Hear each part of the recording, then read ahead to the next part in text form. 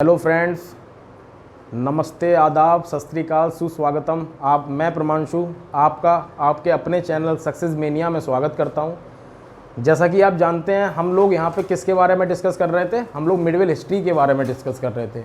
उसमें हमने काफ़ी कोर्स को कंप्लीट कर लिया है। दिल्ली सल्तनत हमने स्टार्टिंग कर दी है, जिसमें कुतुबुद्दीन ऐबक पढ़ा। दिल्ली सल्तनत में कुतुबुद्दीन ऐबक, इल्तुतमिश, रजिया सुल्तान और उसके बाद बलबन पढ़ा था हमने। अगर आप इस वीडियो को पहली बार देख रहे हैं तो मेरी आपसे रिक्वेस्ट है कि आप इससे प्रीवियस वीडियो को देखें, जिससे कि आप एक सीक्वेंस में कोर्स को कंप्लीट कर सकें मिडवेल पीरियड से। आज हम लोग किसकी स्टार्टिंग करेंगे? आज हम लोग गुलाम वंश के बाद किसकी स्टार्टिंग करेंगे? खिलजी डायनेस्टी की या खिलजी वंश की। गुलाम वंश में कैकूबाद आखिरी शासक हुआ था, जिसको किसने हराया था या किसने उसकी हत्या करी थी? यहाँ पे जलालुद्दीन खिलजी ने। इसके बाद खिलजी वंश की स्टार्टिंग हुई थी। ठीक है, तो आज हम लोग खिलजी वंश की स्टार्टिंग करेंगे। सबसे पहला जो पॉइंट है, जो इसका टाइम पीरियड, इसका जो टाइम पीरियड है वो 1290 से कब तक है? 1320, 1290 1320। ठीक है, उसके बाद हम लोग कौन सा टॉपिक डिस्कस करेंगे? हम लोग जलालुद्दीन खिलजी के बारे में टॉपिक डिस्कस करेंगे, या जलालुद्दीन खिलजी को हम लोग आज डिस्कस करेंगे। सबसे पहला पॉइंट आपसे ये पूछा जाता है कि जलालुद्दीन खिलजी का पूरा नाम क्या था? जलालुद्दीन खिलजी का पूरा नाम क्या था? तो जलालुद्दीन खिलजी का जो पूरा नाम था वो था जलालुद्दीन फिरोज खिलजी। क्या नाम था? जलालुद्दीन फिरोज खिलजी। दोबारा डिस्कस करेंगे। अगर आपसे कभी भी क्वेश्चन पूछा जाए कि जलालुद्दीन खिलजी का पूरा नाम क्या था, जलालुद्दीन खिलजी का पूरा नाम क्या था? जलालुद्दीन खिलजी का जलालुद्दीन फिरोज खिलजी। ठीक है, उसके बाद हमने यहाँ पे एक पॉइंट लिख रखा हुआ है, 70 वर्ष की उम्र में स्वयं को दिल्ली सल्तनत के 70 वर्ष की उम्र में स्वयं को दिल्ली सल्तनत के सुल्तान के रूप में घोषित कर दिया। इसने किसकी हत्या की थी? कैकूबाद की हत्या की थी, मतलब गुलाम वंश के आखिरी शासक की हत्या की थी। और उसके बाद ये क्या बना? ये दिल्ली सल्तनत का अगला शासक बना और इसके द्वारा किसकी स्थापना करी गई? खिलजी वंश की स्थापना की गई। किस उम्र में इसने दिल्ली सल्तनत में अपना कब्जा किया था? 17 साल की उम्र में, 70 साल की उम्र में, सॉरी 70 साल की उम्र में क्या किया था इसने? खिलजी वंश का उद्गम करा था और ये दिल्ली सल्तनत में गद्दी पर बैठा था। ठीक है, और ये जब बैठा था गद्दी पर तो इसने क्या किया था? इसने सुल्तान, अपने आप को सुल्तान मान के ये गद्दी पे बैठा था। मैंने आपको प्रीवियस लेक्चर में भी पढ़ाया था कि सुल्तान जो पद था वो बहुत बड़ा पद माना जाता था, और वो कैसे मिलता था? इस्लामिक होली प्लेस पे इनके स्पिरिचुअल लीडर होते थे, जिसको हम लोग क्या कहते थे? खलीफा कहते थे। उनके द्वारा एक तामपत्र दिया जाता था, जिसको ये तामपत्र मिलता था उसी को हम क्या मानते थे? उसी को नाम के आगे या उसी को क्या कहा जाता था? सुल्तान कहा जाता था। ठीक है, अब इसने क्या किया? इसने अपने आप को सुल्तान मान के ही ये गद्दी पर बैठा। ठीक है, ये अपने आप को सुल्तान मानकर ही गद्दी पर बैठा। ठीक है, अब इसको एक और नाम से जाना जाता था। इसको एक और नाम से जाना जाता था, जिसका नाम क्या था? मलिक फिरोज। क्या नाम था उसका? मलिक फिरोज। तो कभी कभी क्वेश्चन ये भी आ जाता है आपके एसएससी एग्जाम में, यूपी के एग्जाम में, कि जलालुद्दीन को किसी दूसरे, मतलब किस दूसरे नाम से जाना जाता था? तो किस नाम से जाना जाता था? मलिक फिरोज। जलालुद्दीन को किस दूसरे नाम से जाना जाता था? किस नाम से जाना जाता था? मलिक फिरोज। मलिक फिरोज। देखिए, जैसे हम लोगों ने इससे प्रीवियस लेक्चर में गुलाम वंश में बलबन के बारे में हम लोगों ने डिस्कस करा था। तो बलबन के बारे में जब हम लोगों ने डिस्कस करा था तो उसमें क्या था? उसमें एक पॉइंट मैंने लिखवाया था कि उलुग खां। क्या पॉइंट लिखवाया था? उलुग खां। उस उलुग खां का मतलब ये था कि बलबन को किस दूसरे नाम से जाना जाता था? उल्ग खां के नाम से जाना जाता था। तो कभी कभी क्वेश्चन ये भी पूछ लिया जाता है, इनके दूसरे नामों के बारे में भी पूछ लिया जाता है। तो आपको ये पॉइंट भी पता होना चाहिए कि जलालुद्दीन खिलजी को किस नाम से जाना जाता था, मलिक फिरोज के नाम से जाना जाता था। देखिए, जब हम लोग किसी टॉपिक को डिस्कस करते हैं, जैसे आज मैंने खिलजी डायनेस्टी की स्टार्टिंग करी है, फिर इसके बाद हम लोग सैयद, लोदी, इन सब के बारे में, तुगलक, इन सब के बारे में भी पढ़ेंगे। ठीक है, आप यहाँ पे एक पॉइंट को हमेशा याद रखेंगे कि हम लोग जब किसी वंश की स्थापना करते हैं तो उनके बारे में एक बार थोड़ी सी हिस्ट्री हम लोग अगर पीछे से लेकर पढ़े ना, तो उसमें आपको बहुत ज़्यादा क्लियरिटी नज़र आती है।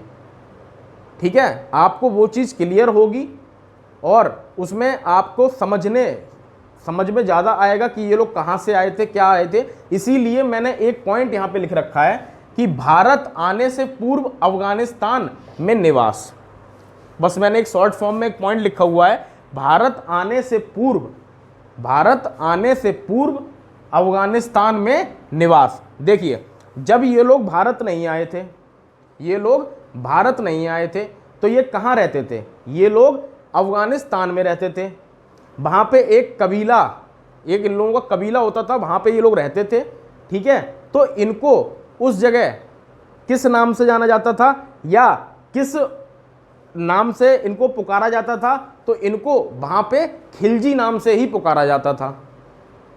ठीक है, तो इसीलिए इनके नाम के बाद क्या लगा, खिलजी लगा। इसीलिए इन्होंने जब यहाँ आए तो इन्होंने किस वंश की स्थापना करी, इन्होंने खिलजी वंश की स्थापना करी। जलालुद्दीन जो था वो एक बहुत उदारवादी शासक था। उसका पहला कर्तव्य ही यही होता था कि वो जनता के प्रति अपने आप को सक्षम रखे, उनकी हर बात को पूरा करे, उनकी ज़्यादा से ज़्यादा उनकी मदद करे। ये एक उदार नीति को अपनाया था इसने किस नीति को अपनाया था, इसने एक उदार नीति को अपनाया था। ठीक है, अब आपसे एक क्वेश्चन और भी पूछ सकता है कि जो पूरे दिल्ली सल्तनत में सबसे ज़्यादा शॉर्टेस्ट पीरियड किसका रहा, मतलब जब सबसे ज़्यादा कम पीरियड या कम समय तक शासन किसने करा और सबसे ज़्यादा समय तक शासन किसने करा। तो जो खिलजी डायनेस्टी थी वो सबसे शॉर्टेस्ट थी, मतलब सबसे कम समय शासन किसने किया था सबसे कम समय में शासन, खिलजी वंश ने। ठीक है, तो हम लोगों ने यहाँ पे क्या क्या पॉइंट डिस्कस करे, एक बार दोबारा हम लोग समझते हैं। सबसे पहले हम लोगों ने इसका पूरा नाम पढ़ा, जलालुद्दीन फिरोज खिलजी। सबसे पहले हमने ये वाला पॉइंट पढ़ा। उसके बाद हम लोगों ने क्या पढ़ा कि इसने किस वर्ष में अपना दिल्ली सल्तनत में इसने अपनी नींव रखी थी, मतलब खिलजी वंश की नींव रखी थी। 70 वर्ष की आयु में इसने क्या हुआ था, दिल्ली सल्तनत में ये गद्दी पर बैठा था और इसने खिलजी वंश की नींव रखी थी। ठीक है, उसके बाद हम लोगों ने इसका मूल नाम पढ़ा कि मूल नाम क्या था, मलिक फिरोज इसका मूल नाम था, मतलब इसे किसी दूसरे नाम से किस नाम से जाना जाता था, मलिक फिरोज के नाम से जाना जाता था। ठीक है, उसके बाद भारत आने से पूर्व अफगानिस्तान, मतलब अफगानिस्तान में ये लोग रहते थे और उन जगह पे या उन भाग में खिलजी जाने जाते थे या खिलजी वंश रहते थे, वंश के लोग रहते थे। इसीलिए जब इसने यहाँ पे दिल्ली में अपना हक जमाया और इसने शासन किया तो इसने किसकी नींव रखी, इसने खिलजी की नींव रखी, मतलब खिलजी वंश की नींव रखी। ठीक है, तो आपसे कभी कभी क्वेश्चन ये भी पूछ लिया जाता है कि खिलजी वंश की स्थापना किसने करी थी, तो खिलजी वंश की स्थापना किसने करी थी, जलालुद्दीन खिलजी ने। ठीक है, उसके बाद कैकुवाद द्वारा बनवाए गए किलो खरी के महल में हुआ। ये मैंने एक शॉर्ट फॉर्म में लिखा कि कैकुवाद द्वारा बनवाए गए किलो खरी के महल में हुआ। क्या हुआ, इसका राज्याभिषेक हुआ। ठीक है, कैकुवाद हमने कहाँ पढ़ा था, गुलाम वंश में पढ़ा था। तो कैकुवाद के द्वारा एक किला बनवाया गया था जिसको क्या कहा जाता था, या जिस जगह को किस जगह उन्होंने अपना किला बनवाया था, किलो खरी नामक स्थान पे इन्होंने अपना किला बनवाया था। तो इसने अपना क्या किया, इसने अपना उसी महल में राज्याभिषेक कराया और इसने अपनी राजधानी किसको घोषित करा, इसने अपनी राजधानी किलो खरी को घोषित करा। एक बार दोबारा डिस्कस करते हैं। कैकुवाद द्वारा बनवाए गए किलो खरी के महल में हुआ। ठीक है, तो कैकुबाद हम लोगों ने गुलाम वंश में डिस्कस करा था, ठीक है। अगर आपने नहीं देखा है या आपका ये लेक्चर पहला लेक्चर है तो मेरी रिक्वेस्ट आपसे ये रहेगी कि आप पहले गुलाम वंश को पढ़ के आइए, हमारे प्रीवियस लेक्चर को पढ़ के आइए, जिससे कि आपको हर चीज़ क्लियर हो जाए। और आप जब इस वाली वीडियो को पढ़ें तो आपको जो नाम गुलाम वंश से रिलेटेड यहाँ पे लिए जा रहे हैं वो आपको क्लियर हो कि वो क्यों लिए जा रहे हैं। जैसे यहाँ पे मैंने सुल्तान पद को डिस्कस किया था। अभी किसको डिस्कस किया था? मैंने सुल्तान पद को डिस्कस किया था। तो इसके बारे में मैंने कब समझाया था? इसके बारे में मैंने प्रीवियस क्लास में समझाया था या प्रीवियस लेक्चर में समझाया था कि सुल्तान कैसे बनते हैं और किसको कैसे मिलता है सुल्तान पर। क्योंकि सुल्तान जो पद है ना वो बहुत बड़ा पद माना जाता है और वो कैसे दिया जाता है वो मैंने इल्तुतमिश के टाइम पे समझाया था, ठीक है ना। तो बट मैंने यहाँ भी डिस्कस कर दिया, ठीक है। अब इससे आपका क्या होगा ना, इससे क्योंकि अभी सुल्तान पद को ना आगे भी हम लोग डिस्कस करेंगे। जो सुल्तान नाम का पद है या सुल्तान जो वर्ड है वो हम लोग का आगे भी लेक्चर में डिस्कस करेंगे। अलाउद्दीन खिलजी में भी हमें डिस्कस करना है और आगे भी करना है। तो इसीलिए मैंने आपसे रिक्वेस्ट करी थी कि आप प्रीवियस क्लासेस को देख के आएंगे तो आपके लिए और ज़्यादा अच्छे समझ में आएगा, ठीक है। चलिए लेक्चर वापस आते हैं। तो मैंने आपको एक पॉइंट यहाँ पे ये लिखा था कि कैकुबाद द्वारा बनवाए गए किलोखरी महल में इसका हुआ क्या हुआ? राज्याभिषेक हुआ, ठीक है। तो कैकुबाद के द्वारा एक महल बनवाया गया था। कहाँ महल बनवाया गया था? किलोखरी, और उसको किलोखरी महल के नाम से भी जाना जाता है। तो इसने अपना राज्याभिषेक कहाँ करवाया था? किलोखरी महल में इसने अपना राज्याभिषेक करवाया था। और इसने अपनी राजधानी किसको घोषित करा था? इसने अपनी राजधानी भी किलोखरी को घोषित किया, ठीक है। समझ में आया होगा। उसके बाद मैंने अगला पॉइंट लिखा था दूसरों को प्रसन्न रखने की नीति। ये मैंने अभी थोड़ी देर पहले यही बात बताई थी कि ये बहुत उदारवादी शासक था। ये अपने से ज़्यादा अपनी जनता का ख्याल रखता था। ये चाहता था कि मेरी जनता मेरे से खुश रहे, मैं ज़्यादा से ज़्यादा उनकी मदद कर सकूं, ज़्यादा से ज़्यादा उनका ख्याल रख सकूं और ज़्यादा से ज़्यादा उनकी जो प्रॉब्लम्स हैं या जो सिचुएशंस हैं या जो डिफ़िकल्टी है वो मैं बहुत जल्दी से जल्दी उसको सॉल्व करूं और जनता जो है वो बहुत ही ज़्यादा प्रसन्न रहे, खुश रहे, ठीक है ना। इसीलिए इसने किस नीति को अपनाया था? इसने प्रसन्न रखने की नीति को अपनाया था।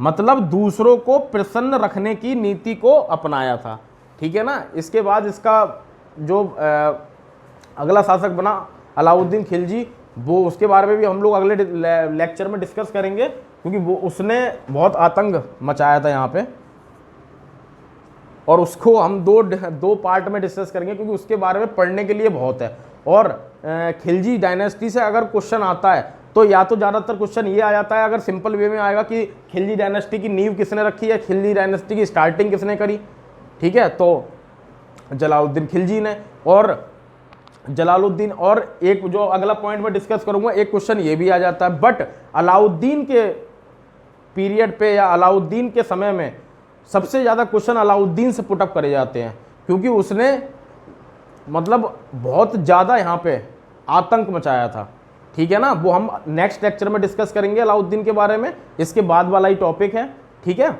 चलिए, मतलब ये वाला पॉइंट आपको समझ में आया होगा कि दूसरों को प्रसन्न रखने की नीति, ठीक है। उदारवादी शासक था, दूसरों को प्रसन्न रखता था, इसीलिए इसने नीति भी कौन सी अपनाई? दूसरों को प्रसन्न रखने की नीति, ठीक है। उसके बाद उल्ग खां ने इस्लाम धर्म कबूल किया। 4000 मंगोल, ये वाला पॉइंट लिखा हुआ है, आप देखिए। उल्ग खां ने इस्लाम धर्म कबूल किया, ठीक है, और 4000 मंगोल। देखिए मैंने आपको बताया था कि क्वेश्चन इससे कहाँ पुटअप करा जाएगा, क्वेश्चन इससे यहाँ पुटअप करा जाएगा कि सबसे ज़्यादा मंगोलों ने, जो उल्ग खां था, ये वो वाला उल्ग खां नहीं था जो बलवन वाला उल्ग खां नहीं, ये चंगेज़ खान का पोता था, चंगेज़ खान का पोता था। और इसके द्वारा और इसके 4000 मंगोलों के द्वारा, इसके द्वारा और इसके 4000 मंगोलों के द्वारा इस्लाम धर्म को कबूल करा गया था। दोबारा समझिए, उल्ग खां कौन था? उल्ग खां चंगेज़ खान का पोता था। उसने या उसके द्वारा और 4000 मंगोलों के द्वारा इस्लाम धर्म को कबूल किया गया था। और वो कहाँ रहने आ गए थे? वो दिल्ली रहने आ गए थे, ठीक है। तो सब क्वेश्चन ये आता है कि सब ऐसा कौन शासक था जिसके समय में सबसे ज़्यादा इस्लाम धर्म कबूल किए गए थे, या मंगोलों के द्वारा सबसे ज़्यादा इस्लाम धर्म को कबूल किया गया था। तो कौन था? जलालुद्दीन खिलजी। ठीक है, क्या था? जलालुद्दीन खिलजी। सबसे ज़्यादा 4000 कम नहीं होते हैं, और चंगेज़ खान के समय में, तो ये बहुत बड़ी बात थी। इसीलिए इस सब क्वेश्चन जो है इसीलिए इससे पुट करा जाता है कि उलग खान ने इस्लाम धर्म कबूल किया, या उसके साथ के 4000 मंगोलों ने भी इस्लाम धर्म को कबूल किया, और कहाँ रहने आ गए थे? दिल्ली में रहने आ गए थे। ठीक है, इसलिए क्वेश्चन पुटअप होता है। उसके बाद अगला पॉइंट लिखा, अलाउद्दीन के द्वारा देवगिरी को जीता गया। रामचंद्र इसके राजा थे देवगिरी के, उनको हराया गया था। तो ये पॉइंट है इसमें कि जलालुद्दीन के समय में इसके भतीजे अलाउद्दीन के द्वारा देवगिरी को जीता गया था, और देवगिरी के राजा कौन थे? रामचंद्र राजा थे इसके, उनको हराकर देवगिरी को जीता गया था। ठीक है, हम लोगों ने यहाँ पे अभी कौन कौन से पॉइंट डिस्कस करे? इसका पूरा नाम डिस्कस करा, किस उम्र में ये दिल्ली सल्तनत पे इसने कब्जा किया था, या इसका राजा बना था या शासक बना था। उसके बाद इसका मूल नाम हम लोगों ने डिस्कस किया। भारत आने से पूर्व ये कहाँ निवास करते थे, हम लोगों ने ये वाला पॉइंट डिस्कस किया। किस महल में इसका राज्याभिषेक हुआ था, हमने ये वाला पॉइंट डिस्कस किया। कौन सी नीति को ये अपनाता था, हमने ये वाला पॉइंट डिस्कस किया। ठीक है, सबसे ज़्यादा इंपॉर्टेंट स्टार बना लीजिए। ठीक है, अगर मैं किसी चीज़ पे कह रहा हूँ इंपॉर्टेंट है तो उस पर स्टार बना लिया करिए, क्योंकि सबसे ज़्यादा क्वेश्चन ही इसी चीज़ पे पुट करे जाते हैं। और लेक्चर जब अगर आप देखते हैं और लेक्चर को ख़त्म करने के बाद इसको एक बार नोट्स को अपने जिसमें भी आप लिखते हैं उसको एक बार दोबारा पढ़ने के बाद आप क्वेश्चंस को लगाया करिए, क्योंकि आपको तब असली वैल्यू या लेक्चर की असली चीज़ तब मालूम पड़ेगी जब आप क्वेश्चंस को लगाएंगे। ठीक है, तो ज़्यादा से ज़्यादा आप क्वेश्चंस को लगाएंगे तो उसमें आपकी प्रैक्टिस भी अच्छी होगी और आपकी पकड़ भी अच्छी बनेगी। ठीक है ना, जैसे हम लोगों ने गुलाम वंश को ख़त्म करा है, आप गुलाम वंश के लेक्चर लीजिए, अगर आपने नोट्स प्रिपेयर करें उसको एक बार पढ़िए, पूरे नोट्स को दोबारा, और नोट्स को पढ़ने के बाद आप क्वेश्चंस को लगाइए। अगर आपके क्वेश्चन पुटअप हो, मतलब क्वेश्चन सॉल्व हो रहे हैं, तो यानी आपने अच्छी पढ़ाई करी है या फिर हमने अच्छा पढ़ाया है। ठीक है ना, उसके बाद आप कमेंट बॉक्स में अपना कमेंट छोड़ सकते हैं, उसकी भी आपको और बेटर करने की कोशिश करेंगे। ठीक है ना, उसके बाद क्या है, अलाउद्दीन के द्वारा देवगिरी को जीता गया। किसको हराया था? रामचंद्र को हराया था। ठीक है, और वो कौन था? देवगिरी का राजा था, उसको हरा के इन्होंने क्या किया? अलाउद्दीन ने उस पर कब्जा किया। अब यहां पे मैंने 2 पॉइंट और लिखे हुए हैं। इख्तियारुद्दीन, ठीक है, इख्तियारुद्दीन, ये वाला पॉइंट मैंने लिखा हुआ है। ये कौन था इख्तियारुद्दीन? आपने पद्मावत मूवी देखी होगी। कौन सी मूवी देखी? पद्मावत मूवी देखी होगी, जिसमें बहुत अपोजिशन भी हुआ था, बट वो बाद में रिलीज कर दी गई थी। आपने पद्मावत मूवी देखी होगी, तो उसमें आपने एक चीज देखी होगी, जलालुद्दीन की हत्या किसके द्वारा कर दी गई थी? किसके द्वारा करी गई थी? अलाउद्दीन के द्वारा। अलाउद्दीन के द्वारा करी गई थी। ठीक है, तो किसने उसका सर काटा था? अब उसमें पूरी चीज तो नहीं दिखा सकते या आपको नाम भी नहीं बता सकते, तो जिसने अलाउद्दीन के कहने पर जिसने जलालुद्दीन का सर काटा था उसका नाम क्या था? इख्तियारुद्दीन। क्या नाम था? इख्तियारुद्दीन। इख्तियारुद्दीन ने उसका सर काटा था। आपने उस मूवी में भी देखा होगा, जब वो अगले दिन जाता है तो वो क्या लेके जाता है? जलालुद्दीन का सर लेके जाता है। ठीक है, तो अलाउद्दीन के कहने पर किसने उसका सर काटा था? इख्तियारुद्दीन ने उसका सर काटा था, और वो उसको लेकर दिल्ली वापस लौटा, और उसके बाद अगला शासक कौन बना था? अलाउद्दीन खिलजी बना था, जिसके बारे में हम लोग अगले लेक्चर में पढ़ेंगे। यहाँ पे हम लोगों ने एक पॉइंट और लिखा हुआ है, अमीर खुसरो व हसन दहलवी। अमीर खुसरो व हसन दहलवी। तो जलालुद्दीन के दरबार में अमीर खुसरो और हसन दहलवी नामक कभी भी रहा करते थे। ठीक है, ठीक है, देखिए, आई होप आपको लेक्चर समझ में आया होगा। अगर नहीं समझ में आया, वीडियो को पॉज करिए और दोबारा एक बार इसको देखिए। ठीक है, ज़्यादा से ज़्यादा देखिए। आपका सिर्फ काम इतना है, लाइक करें वीडियो को, सब्सक्राइब करें और बेल आइकन को दबाना ना भूलें।